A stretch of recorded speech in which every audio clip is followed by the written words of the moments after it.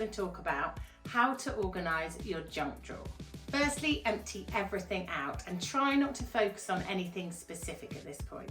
If you do start focusing on things, you'll just get distracted. Next, put everything in categories neatly and then remove anything that lives elsewhere in your home and put it to the side. Next, remove anything you can dispose of. Make sure you have a rubbish and a recycling bag handy. Take a mental note of things that you have too many of. Before a space is organised, it's really easy to miss things and then you end up buying things unnecessarily. If you feel like you need drawer dividers to up your level of organisation, make sure you measure up first, then purchase them, and then you can implement them. Put things back in basic categories, and there you have it. It can still be called your junk drawer, but it's just an upgraded version.